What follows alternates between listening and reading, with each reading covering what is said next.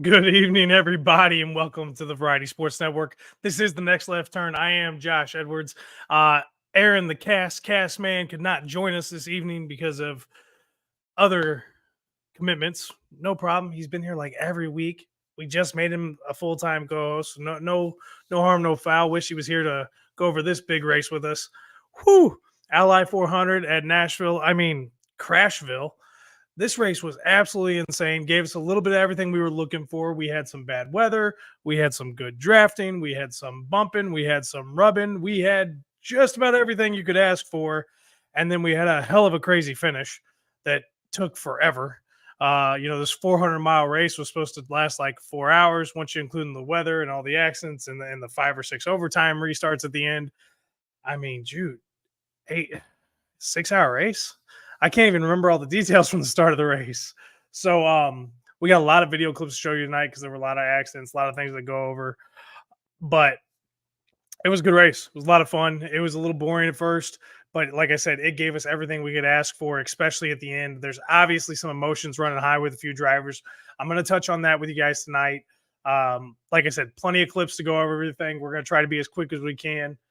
But let's get started with how the race started. And we're racing in Music City, USA.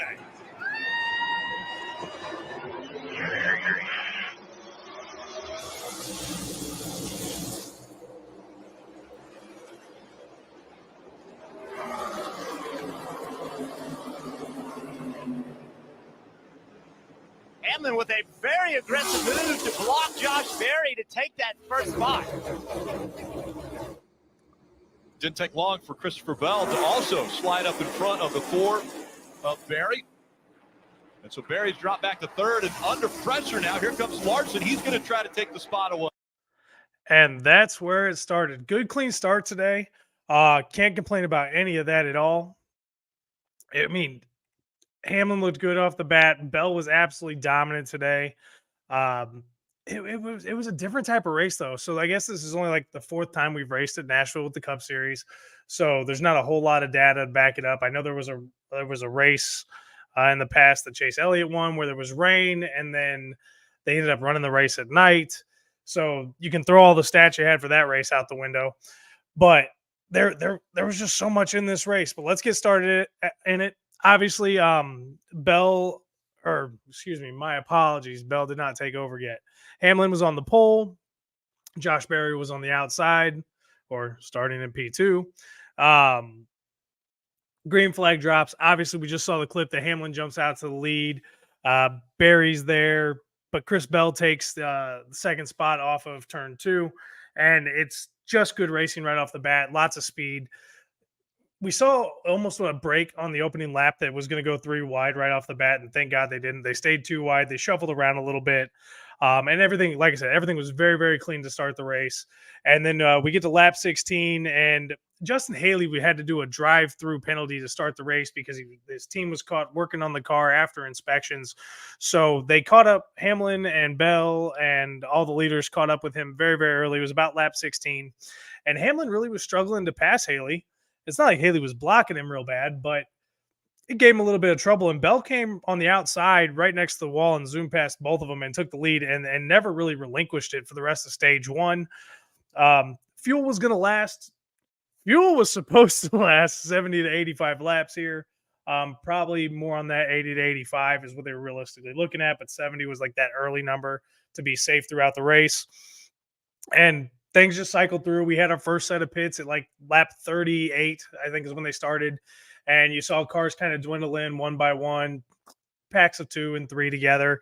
And you saw some cars stay out and play for points. And by it took 40 laps for the first green flag pit cycles to get through. My apologies, guys. Like I said, long day. My apologies. Not a lot of prep time for this one. But by the time everybody cycles through, Bell cycles back to the lead. He's got a little bit of a lead on Hamlin. With 4 or 5 laps to go, Bell and Hamlin are now working through traffic again, and they're actually struggling. And with the speed they showed early in stage one, you wouldn't think that. You'd think they were just going to go blow by, but they didn't. They had to struggle. They got caught up a little bit. Some guys were fighting to stay on the lead lap at the end of stage one, but Christopher Bell ends up just absolutely dominant through stage one, and he gets the stage one victory. So he got first. Denny Hamlin, who was in second, Tyler Reddick got third, Kyle Larson fourth, Brad Keselowski was fifth, Ty Gibbs was sixth, William Byron seventh, Chris Buescher eighth, Martin Truex Jr. ninth, and Bubba Wallace was hanging there in their 10th. So a lot of the blue bloods there, a couple of the young kids. Tyler Gibbs has had a really good season. He's always seems to be in there in the stages. William Byron, who has been a force to be reckoned with this year, another good run for him, collecting points for the playoffs. Chris Buescher up there. Bubba Wallace, again, quietly staying in the race every day.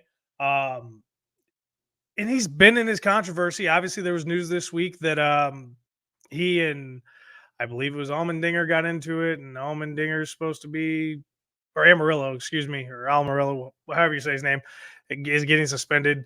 But that's obviously not major news. But still, Bubba always seems to be in the news one way or another. But his racing is getting better. I will give him that. He had a cool car today. Luke Combs was on the car.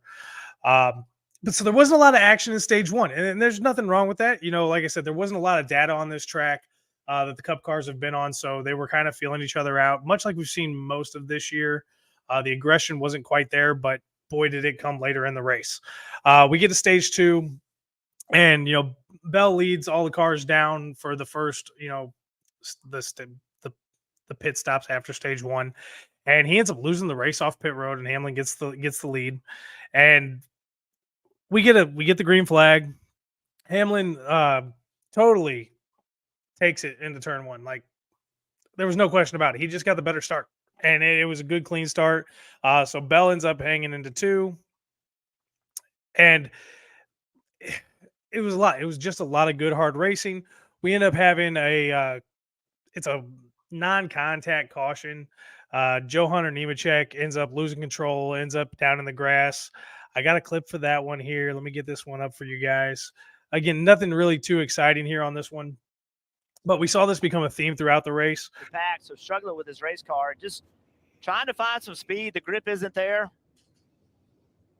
Car goes around. I thought he was going to get stuck in the grass, but just stayed in it and kept rolling just enough to get him back on the asphalt and the concrete. He had to work to get the car out of the grass there too. It took him a little bit of time, but yeah, Joe Hunter Nemechek brings out a caution. And again, it was by himself. There was no contact there. He just lost control. The big concern was the track was really, really hot, or the temperature was really hot. So thus the track was really hot. The car inside the cars, it was somewhere between 120 and 130, pushing close to 130 degrees. So a lot of the drivers were wearing the cool suits. But obviously that all translates to the track's going to eat some more rubber, and it's going to be a little bit slicker, which we all know slick is fast. Fast is good. It's entertaining. Absolutely nothing wrong with that, but you're going to see some of these spin outs where the tires just lose it. And again, nothing wrong with that. Makes more entertaining racing, brings the pit lanes into focus. We get to see a little bit more drama. We get to see that competition because we know these pit crews are just so amazing. Most of them are former athletes from college, a lot of football players, a lot of wrestlers, big dudes who work very, very hard at their craft. And I enjoy seeing green flag pit stops. I think caution pit stops are a little bit more boring, but it helps change the fuel game and the tire game for strategy. And strategy has been so huge this year. It was a huge play today in this race, but as we continue, Nemechek does end up getting out of the grass. Hamlin then brings teams down to pit lane again. Bell this time wins the race off pit road, which was nice. So we got to see a little back and forth. Bell does have a really, really good pit crew. Hamlin did fall back a little bit. So he ended up giving up a few spots. He ends up coming back out in sixth. But he was the first car to take 4 tires. So again, strategy already in the race very, very early. You got a lot of guys took 2 tires on this pit stop. During this pit, Ross Chastain ended up getting a penalty for his tire rolled off or something. It was an equipment penalty is what he ended up getting. So it's not like he was speeding on or off of pit lane. But we get back to the green flag. Bell ends up taking the lead into turn one. Keselowski actually is up there at this point, and he is battling for second place, and he wins that battle for second place. And then we go back to look a lot like stage one racing. It was very clean, a lot of side by side racing, a lot of inline racing too. The track was starting to widen at this point. You were seeing more lanes get run, but lo and behold, there's weather moving in, and they're already talking about this weather, and they can see the storm's going to come through. It's not a big storm. We saw the cell; they were broadcasting it very clearly on the TV, but everybody was prepping for it. They all knew that this one was going to come in. It was going to clear out. It wasn't going to be like so many of the other races we've seen this year, where it's where can we get up into the field so if this race gets called, we have the leader, we have the best position. This was all right. It's going to rain. The track's going to change again, as this track changes throughout the entire race, a lot like other tracks do. What are we going to do to put ourselves in the right position? As a reminder, when the red flag drops for weather, if you don't know, they can't do any work on the cars. So no adjustments are able to be physically done. It's all just conversation and a bunch of conjecture to see what they're going to do. But at lap 126, Ty Gibbs spins off of turn 4, much like we saw John Hunter Nemechek do earlier in the race. But he runs in the side of Alex Bowman a little bit, and they both find the grass and caution waves. No big deal. Like I said, this is all playing into the weather coming in, the storm. And this is what obviously set the race back like a good hour and a half. And that's what really kind of threw a monkey wrench into the day. I don't have a video clip of that one for you guys, so my apologies. At least I don't think I do. Oh, yeah, I do. Here we go. Let me get it up for you. I thought I did. It just wasn't in my hopper ready to go. Kept his eyes focused in front. Oh, and around goes a 54. Gibbs As you see, no slides major into the damage. grass. The caution comes out. Rolling out to the asphalt here. Rolling out to the asphalt. Kept his eyes focused in Boom. front. So, yeah. Quick, easy one. I mean, there was a little bit of contact there, but it wasn't anything malicious. It was just racing. And to be honest with you, the contact was so light. That's why I said there was really no contact for his accident. He just kind of spun out. But we continued through the race. And this is right before the weather shows up. Denny Hamlin is starting to get we know he's got the bad boy reputation. He carries it. He wears it well. He doesn't mind being the villain. We are well aware of this. He has fully replaced Rowdy as the villain. And he gets into it with Logano. And this is a good little clip I want to give you guys. It's got the vocals with it, like transcribed on the screen. So this is right after their little tag, and what happened here is Hamlin ran into the back of Logano, and this is Logano talking to his crew shortly after that.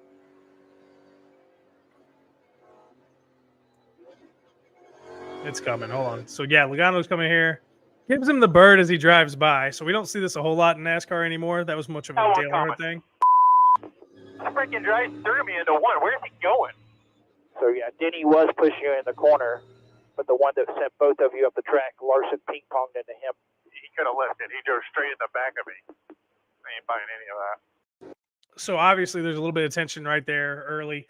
We all know that Larson and Hamlin have this history of Hamlin running Larson over, and it got brought up last week during the broadcast. We brought it up in the show last week that Larson's spotter even told him that Hamlin does that to him because he doesn't do anything about it. And we saw more of it this week later in the race. I'm not going to say it got dirty, but I mean, obviously the tensions are running high. These guys are all battling for playoff spots. Logano's obviously still trying to win. He's just on the inside by points. But, if Bubba Wallace or Kyle Busch or one of these other guys who's close, or even somebody from the outside gets a win, that just makes it that much harder for Logano to get in. Yes, Blaney won last year. Logano won the year before that. Those two guys are like perennial playoff contenders. So the tensions are running high at this point in the season, because before this race is over, there's only 8 races left until the playoffs. And we're going to a road track next week where Van Gisbergen won last year. So he's coming back for that race to defend his title. But these guys aren't the best road racers. Yes, Kyle Larson won at Sonoma earlier in the year, but Chicago's a street race. It's not like the road tracks that NASCAR's have been running on since they started doing road tracks. This is a street race next week. So this race was very, very pivotal. And tensions started to run. And the temperatures not only with the temperatures outside were rising, the temperatures inside the cars were rising. But at lap 136, the red flag comes out because there's lightning around the track. So that's at this point we know that there's rain's coming. They didn't even wait for the rain to really hit the track. Like they saw the lightning and they said, red flag, we're gonna just wait it out. So a little bit over an hour long delay. Green flag. We get back to green flag racing, and it's Bell and Reddick are going to take the lead off of here. And there's not a lot of laps left. I mean, we're like halfway through stage 2 when this happens, and it's pretty just clean. Bell is dominant. I mean, he is just a force to be reckoned with. I was for sure Bell was going to win this race. The way his car was handling. Aaron took Bell to win. I took Hamlin, and I took Hamlin because he's like the concrete king. He's won the last 3 races on concrete surface. He's an aggressive driver. He knows what he's doing. He's a vet. He knows how to handle his fuel and save his tires. So I was really confident in my pick with Hamlin, but the way Bell's car was, I was like, yeah, I'm going to lose to him again, and he's going to win 2 in a row. And obviously the race goes on, and that's not how it ended, but it's not contentious yet. But we get to the end of stage 2, and we get some contention. So there's 1 lap left in stage 2, and Larson slides Hamlin and pushes him up the track a little bit. And this is something that Hamlin is known for. He does it to a lot of drivers. He's done it to Larson over and over again. They showed 4 clips of it happening over the last 2 years during the broadcast. And Hamlin's forced up, and he has to pull off the gas a little bit. And Larson takes the spot and goes ahead. And Bell ends up winning the stage. Well, in between the stages, or as the caution's flown, we get a little bit of, we'll call them extracurricular activities between Hamlin and Larson. And I got a couple clips of this to show you guys. So I want to get both of these up here. I'm going to show you the fan view, what we get first as we're watching the race. And then I'm going to go to the in-car camera so you guys can see kind of how it looked. Again, it doesn't look super malicious, but this is them kind of just tagging back and forth and continuing to have this rivalry that they have going on. He definitely wants to change history maybe not so happy between Denny Hamlin and Kyle Larson. And to be clear, this is after the stage Denny radioed that he was okay. He's going to get him. Grab at him later. That's right. They're radioing to his driver to calm down. But Denny said, I was going to get him. Didn't like something about the way that Kyle Larson raced him. And when Larson bodied him, like he didn't body him hard. It was not like he went up and slammed the door on him. Not by any means. And I'm not a Larson. You guys know, if you've watched the show, I'm not a Larson fan. I think he's a hell of a good driver. He's got a ton of skill. He may be the best pure racer right now in the world, in my opinion, because we saw him go drive the 500 and he did great at the 500. He races in everything he can when he's not in a cup car. But there's some building tension here. That's, like I said, it's been accumulating for a few years now. Here's the second clip I have of it. This is in-car camera. Larson is the top car and Hamlin is the bottom car. So this is the actual collision. He ran him up the track a little bit here, but nothing crazy. It's not like he bodied him and put him into the wall.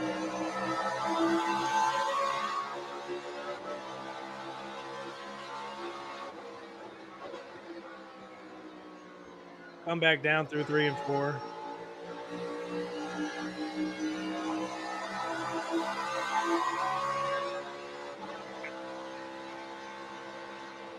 And you can see Hamlin gives him the touch, and then it looks like Larson there even breaks him a little bit. Obviously not bad enough to wreck his car and do damage, but they are obviously not happy with each other. Hamlin's pissing off a lot of drivers right now, and he does not care. And that's what a lot of his fans like, and more power to him. It's racing. Rubbing's racing.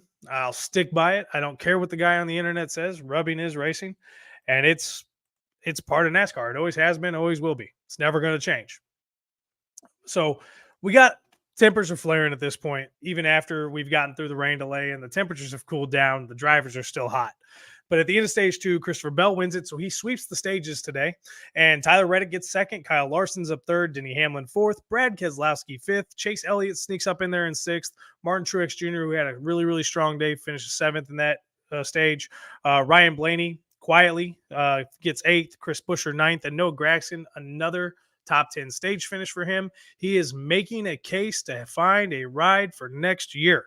I'm not going to say I want him on Penske's team by any means, but he's turning out to be a really good racer. I thought he was trash after his whole little fiasco he got himself into last year or the year before.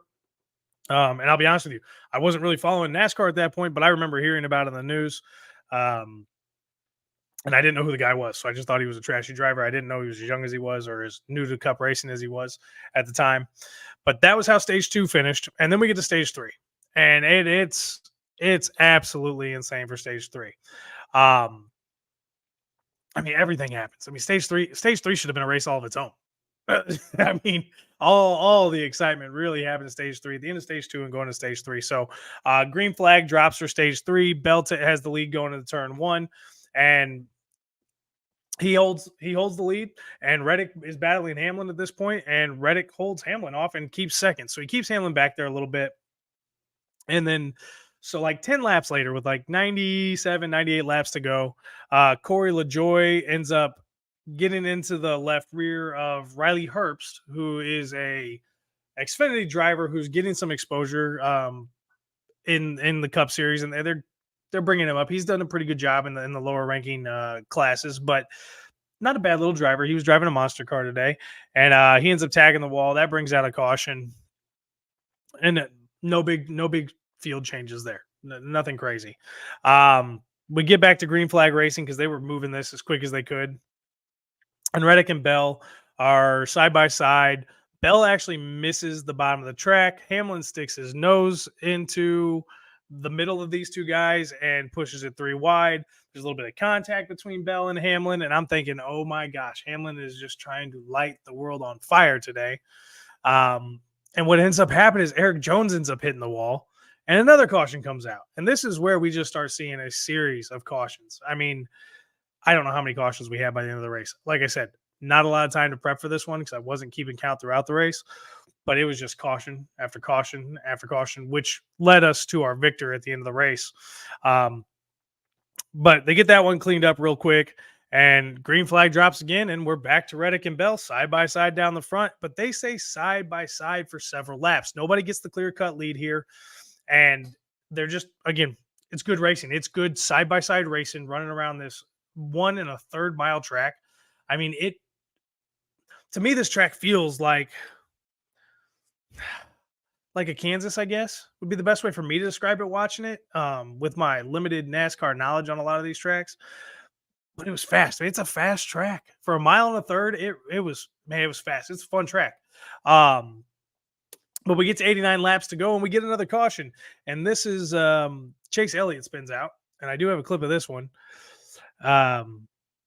Again, nothing major. It just looks like he got loose. I don't know if it was the right rear tire went down on him, but he goes for a little spinning and ends up in the grass. Oh, a wreck behind him. We see the 9 of Chase Elliott, Rick. Sliding into He the saves grass. it like a Caution champ. comes out for the 8th time. Easy. So no major damage there for all you Chase Elliott fans if you didn't get to watch the race. He did just fine. He did just fine at that point. But yeah, he just burnt through the grass there. And, Chase Elliott, man, he's a hell of a driver too. I mean, he's got it in his veins. Bill was his daddy. I grew up watching his dad. But we get through that caution. Reddick at this point has the lead just because of the scuffle. And he takes everybody down to, not everybody, most of the cars end up down pit lane, or at least the cars on the lead lap. Ross Chastain is there, and Chastain actually only takes 2 tires. So again, we're going back to strategy now. And Chastain wins the race off pit road, but Blaney and Allmendinger and a few other guys stay out. So it mixed the track up a little bit. Again, this goes back to that strategy, tires and fuel and everything else going on. While Reddick was the one who took the cars down to the pit lane, by the time he comes out, he restarts 11th, and we get a green flag drop, and it's Blaney and Allmendinger. And Allmendinger had a good race here. I mean, he stayed in it. He ran a good strategy. His car looked very, I wouldn't say he was a contender to win the race, but he was definitely in there to be a spoiler if things went his way. With 73 laps to go, we get to our next caution. And unfortunately, it's the car that's been the most dominant of the day. Christopher Bell spins out. Even in his interview after, he said it was his fault between all the different cautions and how he got back in the field. And then he put himself in a bad position. He took a lot of damage. I mean, he smoked the wall pretty good. It's I mean, when you guys see this, you're going to be like, oh, yeah, he hit it good. At this point, he's out of contention for the race. But let me get this clip up here for you to see. You're going to see him in the wall already. It'll clip back, and we'll see the whole thing. Logano, do they have to run a long ways? Christopher It's Bell beat up. around. Big damage on the 20. Huge hit for Christopher Bell. Caution has come back out again. Broken toe link. The dominant car today led 132 laps, and Bell now wrecked. So here we see it. Dylan making it 3 wide. He's just not in a good spot. He drives down hard into the turn. Just loses He it. just gets loose. All on his own. He's all by himself. And backs her up into the wall. We talked about dancing on that razor's edge and what happens when these cars get loose, and there it is. I mean, really, Christopher, Larson that and thing came Truex around Jr. on got by Christopher there before he quick. even knew it. And we're lucky they got away without any major damage. That could have been a really bad accident. It could have been a very big accident. Lots of cars could have been taken out at that point, and that would have changed the whole outlook on the race. But fortunately, nobody else was taken out. You heard him say he broke the toe link. That means that car's done. You can't repair that and get that back on the track. So takes Christopher Bell out of the equation at that point. So like I said, caution comes out. Blaney again doesn't pit. So by the time we get back to green, he's in the lead. And there's a lot of cars up there, and they are rubbing. And when I say the aggression was high, I mean everybody was rubbing bumpers. I didn't think anybody was coming out of this race without trading paint because they're all wrapped now. But we get to lap 56. So like I said, we were getting cautions continuously at this point. Lap 56, Brad Keselowski gets spun out. He got a little touch from Austin Dillon. He backs it hard into the wall, brings out another caution. I got a clip for this one too. And I mean, it was light touch. It wasn't a heavy touch from Austin Dillon, but it was enough to send Keselowski around in a turn, or he took the air off of him. Well, you just take a look and see for yourselves. And believe it, big Big hit, spin. though. Keselowski into the wall.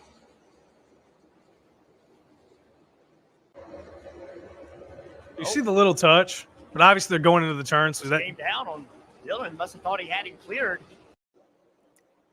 I went back and listened to the spotter on this one, and you hear the spotter say he's clear, but you also see, if you watch the clip real close, you see Austin Dillon come down, and he brings some speed down into that turn. And I think that's where Keselowski was told he was clear. Dillon continues to run that corner hard, and he ends up clipping him. That's just racing. Nothing malicious there at all, in my opinion. Austin Dillon needs a win. I mean, there's no way he's going to make the playoffs on points, so he has to do everything he can for these 8 races until the playoffs to make it happen. And unfortunately, Keselowski was just a victim there, just a victim of racing. And Keselowski's a classy guy. He's not going to put that on Dillon there, I don't think. Didn't get a chance to catch that interview. Like I said, everything was real quick at the end of the night.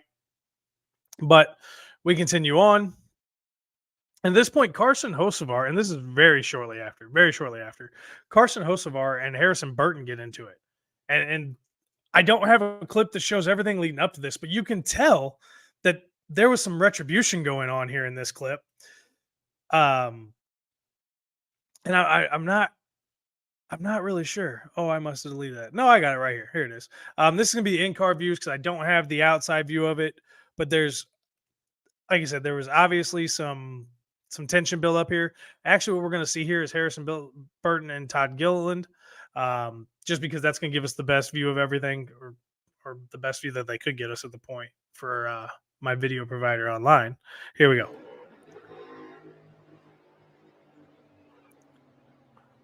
So you can see the yellow car is Carson Hocevar. He's actually riding Burton down the backstretch. This is during a caution, and this is something that NASCAR frowns upon very heavily. I'm assuming Hocevar just didn't have an in-car camera, but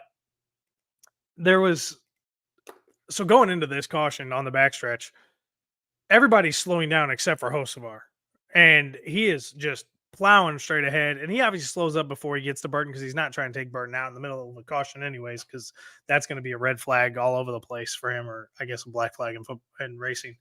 But there was obviously something that went on a little bit earlier in the race. I don't know if Burton checked him or slammed him up or rode him up into the wall, or at least pushed him up closer to the wall earlier in the race. But this seemed like some retribution here.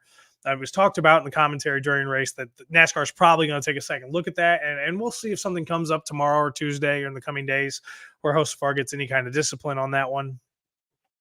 But we move on.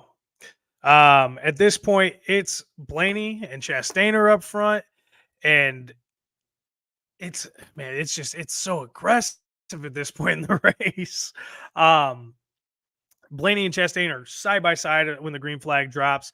Chastain beats Blaney on the outside lane there, and he takes the lead. And at this point, Blaney never pitted, but he didn't pit earlier in the stage, so he was hoping for a caution where everybody else would dump in and he could get fuel and play the position game, and it didn't work for him. At this point, he loses tons of spots from being in the lead, but Hamlin moves into second while Chastain has a 2.7 second lead on him. And at this point, it's looking like Ross Chastain is going to get a repeat from last year. We might see Watermelon Wing get his first win of the year because they just have some good racing going on. And we're finally getting a stretch without cautions. 20 laps to go. Hamlin's caught up to Chastain a little bit. Chastain only has a 1.4 second lead at this point. And then all of a sudden, Hamlin is closing the gap. 5 laps later, he has cut a second off of Chastain's lead. And Chastain at this point, because he didn't pit earlier and he was playing strategy, his tires were burning out. It just was what it was. So he was trying to play defense, doing the best he could, but he wasn't getting it done. They start going at it. Hamlin's on his bumper. Chastain's blocking the best he can. And with about 7 to go, Chastain, he wiggles, gets loose, slides up the track a little bit. Hamlin rolls right under him, takes the lead. At this point, I'm thinking, hey, I picked the winner this week. Boy, was I wrong. 2 laps left. Austin Cindric spins out. No major contact there. He just gets loose, spins out, and caution drops. So we're going to go to overtime. And we've had overtime races this year, but we haven't had any overtime races quite like this race was. And it was quite thrilling. There were so many. So anyways, overtime. It's 2-lap shootout. Once the leader crosses the line for the white flag, that's it. I mean, if there's a wreck, the race is over. They're going to finish where they finish. But if they don't make that first lap all the way around and a caution comes out, they reset and they go 2 more laps. And you got to remember, all these laps count. This was supposed to be a 300-lap race. It ended up being 335. That caution at the end was on lap 298. So we had an additional 37 laps of overtime racing here. And fuel was obviously going to come into the picture here. I got a clip here I do want to show you where Chastain loses the lead. And Hamlin, when Chastain gets loose and bobbles and Hamlin goes by him. I wasn't watching the clip while I was telling you guys this, so I hope I told you exactly right. But if not, here's the clip to fix me if I was wrong. Huge run off of 4. Little run here. Still lined up a little lower. Chastain blocks Lower. again all the way down to the apron. So good racing here. There's the wiggle. Oh, a big Slides wobble up. by Chastain. That opens the door. Here comes Hamlin. Clear. All clear. Focus forward. So like I said, at that point, I thought that Hamlin was the clear winner. And he wasn't. And that's okay because that's what makes racing exciting.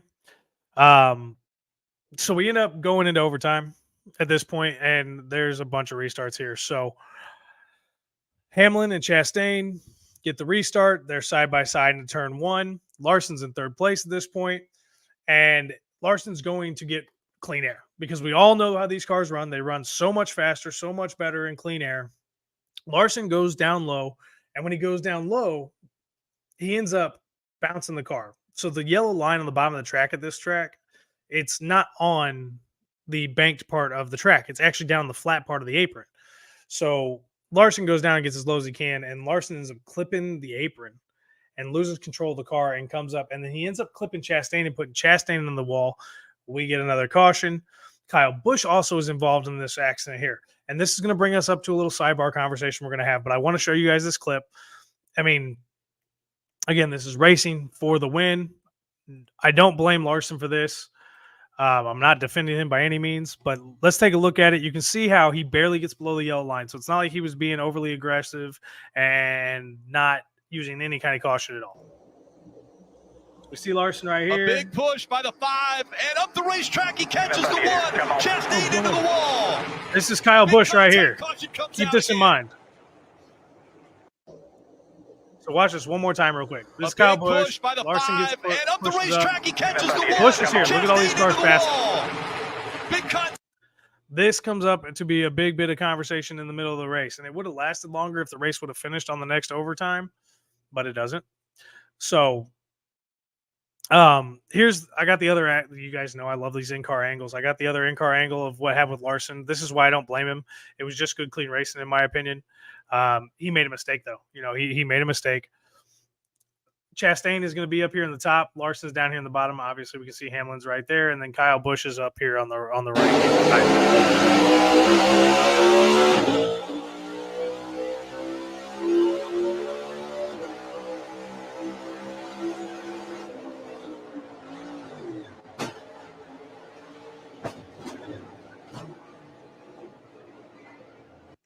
Big hit for Chastain there, but yeah, you saw Larson. He didn't dive down deep. He didn't do anything reckless. He was just racing. He caught that front splitter, and it ended up being the end of Ross Chastain's day. I saw the interview afterwards. Ross Chastain was obviously disappointed. He handled it like a politician, though, throwing no shade at anybody. Thanked his sponsors and moved on. We get to the next restart, and at this point, fuel is a constant issue. Everybody's talking about fuel because these cars haven't pitted in like 91 laps. We know our pit window was like 85 tops, and we can't figure out how all these cars are still running. But here's the part that I want to talk about when I said, reminder, Busch is right here in the screen. Busch, by all other accounts, should have been further back at the next restart in overtime. All these other cars passed him. Yes, the race does. The positions lock in when a caution's thrown, but there's these little checkpoints on the track where you're supposed to keep your momentum to keep your spot. Well, he obviously didn't. He was stuck back up there behind Ross Chastain. Excuse me. And for some odd reason, and I don't know if it's because he's rowdy, because they want him in the playoffs. I'm not trying to throw shade at NASCAR officials here, but he got his spot back for the restart where we saw 20 cars go by him. And those weren't all cars that were lapped down while he was on the lead lap and he cycles back up to be there. These were cars on the lead lap too. So NASCAR fans, keep your eyes on the media tonight, tomorrow, to see how they try to explain away why Kyle Busch got to start in fourth spot on the next restart. So this is going into overtime number 2. And Hamlin is hold on, let me think. How did this all go down? Larson's in front. So it's Hamlin and Larson are 1-2 side by side. Busch is behind Larson, and we get our next accident. So like I said, we were all concerned about fuel at this point. Everybody's worried about fuel. Nobody's worried about tires, but everybody's worried about fuel because they've been, 91, 92, 97 laps at this point. And this clip kind of says it all. This is the end of, you'd think this would be the end of Larson's day because Larson's the one who ends up running out of fuel here and never fires off on the restart. So we see the lineup here. We have Denny Hamlin, Kyle Larson. We got Martin Truex Jr. We got Mr. Rowdy Kyle Busch, Joey Logano, Allmendinger, who I told you guys earlier was running a good race. I didn't think he was going to be a contender to win, but he ran a good race. Strategically, he was there. And we got some more cars behind that will come into play later. But here's this clip. Watch Kyle Larson just run out of gas at the start line. 2 to go from Nashville. Boom, boom, boom. They pile up. 5 doesn't go. They bottle up behind him. Big wreck for the 8. And that's it. You see Rowdy get spun around there, and his day is over. And he was mad about it. He let it be known on the track. He did not talk to reporters after he got released from the infield. It was Rowdy's had a rough season. Let's just put it that way. It's been well documented. He's not happy with RCR. It's just been a rough season for him. He was there today. He had to fight for it. He was low on fuel too. All these guys up front, everybody in the race knew the 6 guys up front had not pitted in like 97, 98 laps. They knew there was a chance they were going to run out of fuel, but at this point, all these guys need wins. So it's not like, hey, we got to go on a pit road and give up the position. These guys need wins to get in the playoffs. Busch, Logano, Chastain. Chastain's gone at this point. My apologies, but they all needed this win. So at this point, there's caution, and we actually see guys head to pit lane. Hamlin has to because Truex ended up running out of fuel, or was running out of fuel on the backstretch after the accident. Truex Jr. is partners with Hamlin, and since Truex was running out of fuel, Hamlin's team decided, hey, you need to come in and get fuel, because if he ran out, you're going to run out too. And Logano didn't pit. He stayed out. And this was a move by Paul Wolf saying, hey, we got to go for it. This is our best chance. Everybody knows next week is a crapshoot for a street race. So we get overtime 4, and it's Logano and Briscoe, and they take off, and Chase Elliott now runs out of fuel. So we end up with another caution. No, Chase Elliott runs out of fuel. He gets out of the way, though. But Josh Berry ends up getting spun out. He stalls and ends up in the grass. We get a caution. Briscoe was a little upset with Logano at this point with how he was racing him at the end of the race. I don't blame anybody at this point in the race fighting for points, especially all these guys need the win. I don't blame any of them. But at this point, I'm thinking Logano's toast. There's no way he's got enough fuel in the car. They come up with this little graphic to show the reserves. So I'm like, okay, maybe there's a chance he's got a little bit in there. Because of all the cautions, he wasn't burning as much fuel. So there's a chance. We get to overtime number 5. Logano and Briscoe are up front again, and Logano clears Briscoe right off the bat. Reddick, though, out of nowhere, makes a charge to the front and is going to give Joey Logano a run for his money. And I'm going to let you guys watch this. It's a pretty good clip. When I say pretty good clip, I mean it's a pretty long clip. So this is the final restart, and this is for the win. I'll let you guys just watch it, enjoy it yourselves, and listen to it if you're on audio. Back in the gas they go. Both get away clean. Great restart for Logano. Now it's about hitting your marks. You don't have to defend. Just make lap time. And do you have enough fuel? Do you have enough fuel? Making the move on the high side all the way up to 4th. As you can see here, Reddick's making a charge on the outside. Logano on the bottom. And there he goes. Briscoe drifting back. Here comes Reddick. He is flying. He is going to get to the 22. 1 to go. White flag in the air. Next flag ends the race. Guys are running out of fuel, as you can see in the video. They're dropping off. Logano drifts up. Logano looking for a win in 2024. Guys going everywhere. We're 4 or 5 wide as guys are running out of fuel. Through 3 and 4 for the final time. He goes up the racetrack. Logano goes up to block. Off turn 4. Logano is going to win in Nashville. Oh, yes, we did it! Yeah! So obviously, Team Penske very, very happy there. Joey Logano obviously exuberant that he finally got a win. It's been a rough season for him. He's had a good car in multiple races and just hasn't been able to get the job done. Something has always come up. He ends up getting collected in an accident or something along those lines. But really, really big race there for him. Penske wins as of right now, and I want to check because I don't know if everything's been officialized yet. Because, obviously, like I told you guys earlier, not a lot of prep time here. I don't see anything saying that they found anything in inspection yet to take the win away. I'm a Penske guy, right? I've been very clear about this, and I try not to be biased on the show for you guys because I try to be fair here. I have no idea where the fuel came from. I don't know how he went 108 or 10 laps without stop. I think it was 110 laps without stopping for fuel. He had just enough fuel to do a burnout at the end of the race, and when he got out of the car for his interview, he told them that they were going to have to come push it because there was nothing left.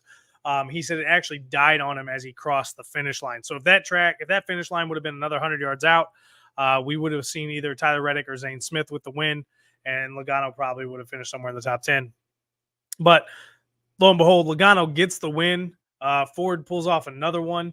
Team Penske has found it right now, and Hendrick is still a force to be reckoned with. Joe Gibbs Racing is an absolute force to be reckoned with right now. Things are insane, but we're starting to see some balance back in NASCAR again between the manufacturers.